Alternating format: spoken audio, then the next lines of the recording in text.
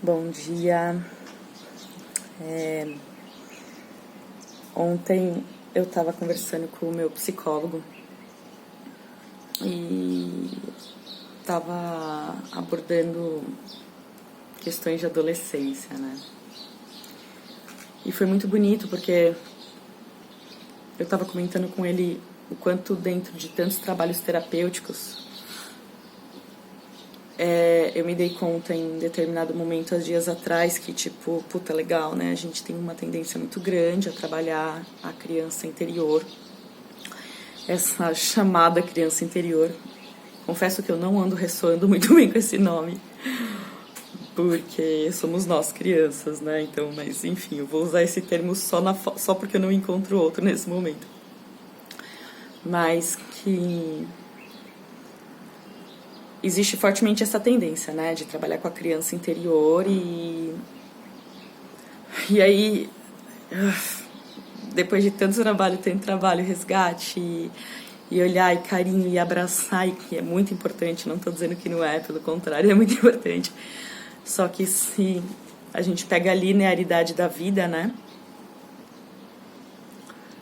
e é muito importante. Eu tenho visto como alguém que trabalha com energias e multidimensionalidades de uma forma cada vez mais consciente, o quanto trabalhar a linearidade dessa vida aqui na Terra é muito importante, né?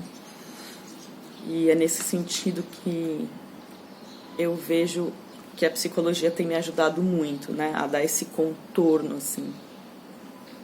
Esse contorno emocional de tantas coisas que surgem, sobretudo quando a gente trabalha muito com temas energéticos profundos e muitas aberturas de portais, né? E talvez quem viva isso, quem entenda isso, possa entender, né? Entenda do que eu estou falando. E se você não vive, talvez também, porque a gente sente independente de qualquer coisa. E para cada um se manifesta de uma forma, e isso é lindo, e é vasto, e é farto, né? Ou seja, temos muito material humano para ser cuidado. Mas voltando com o que eu estava falando com ele, estava justamente trazendo... antes de falar com ele, eu estava pensando comigo essa semana que legal, né? Tenho feito muito trabalho de resgate da criança interior e retomadas muito importantes, né? Reconhecimentos de partes que a infância e que somente a infância traz e que ficam guardadas, né, no inconsciente, ficam submersas, ficam escondidas, ficam retalhadas, reprimidas, e por N motivos, cada um pela sua história. E por isso é tão importante ser generoso e ser gentil com a nossa história. É tão importante, eu costumo sempre falar isso para as pessoas que eu atendo e para os grupos que eu conduzo, que é: lembre-se que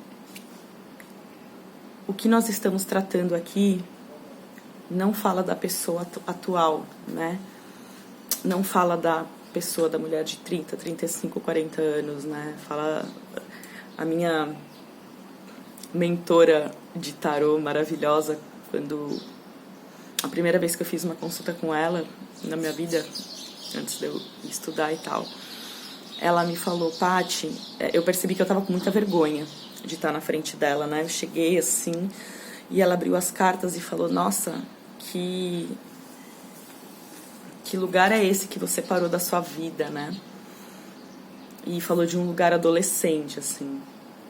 E eu senti muita vergonha. Eu quis morrer naquele momento. Eu quis me meter debaixo do sofá e falar: caralho, né? E aí fiquei com muito medo de me expor, né? E falei, e comecei a chorar, assim, tipo, copiosamente, porque, tipo, foi uma máscara arrancada, né? E assim, tinha alguém me vendo. E aí ela me falou, eu falei: eu tô com muita vergonha disso, né? Tô com muita vergonha dessa vulnerabilidade.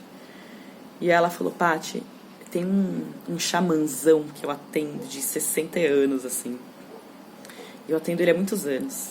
E toda vez que ele vem aqui, quem tá na minha frente é o menino de 6, de 5, de 4, de 8 anos. Não é o xamã de 60. Então relaxa, a gente está cuidando de coisas importantes da sua vida. E foi muito importante para mim, quando eu ouvi aquilo, foi muito importante para minha vida pessoal e profissional também, sabe? Enquanto alguém que lida com seres humanos, né? E, bom, todos nós lidamos com a alma humana e com seres humanos, independente de sermos, independente de exercermos ou qualquer profissão ou qualquer papel atualmente na nossa vida. Bom, e aí que no meio disso, e de, né, traz para hoje esses trabalhos terapêuticos que eu tô falando, eu me questionei esses dias sobre esses trabalhos intensos sobre a criança interior e os resgates e as identificações e o que gosta e onde dói.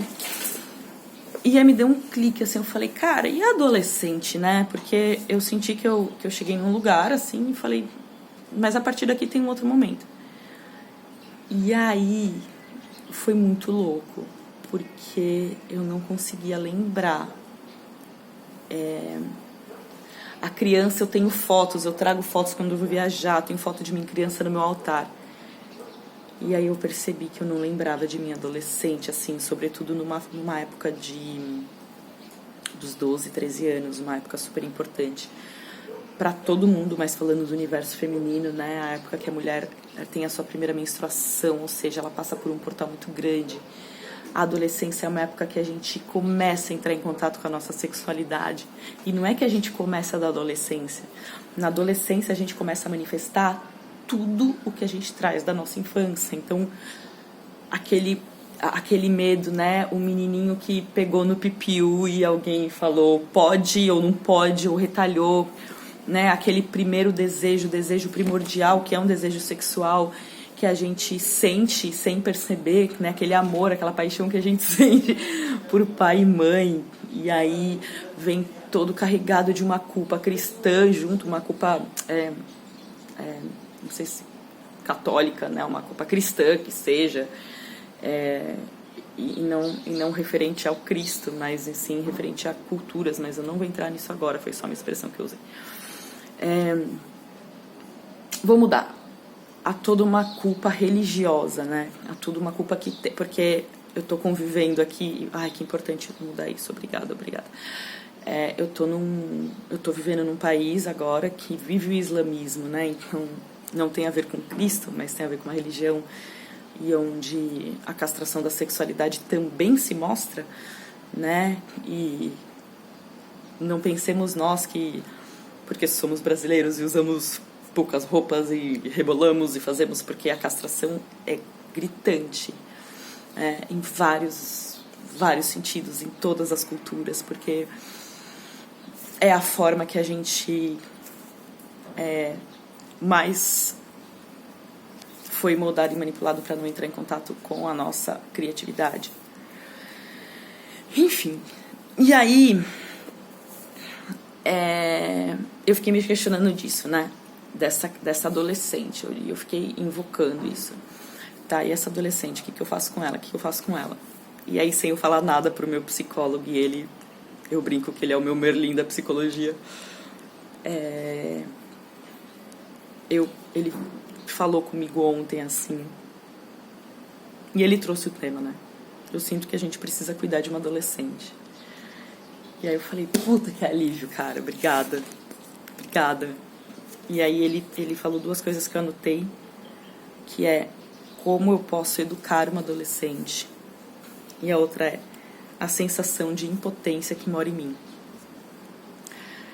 E aí eu vou gravar um outro vídeo, porque para eu subir pro IGTV tem que ser no máximo 10 minutos, então espera aí que eu vou continuar esse assunto a partir dessas duas frases no próximo vídeo.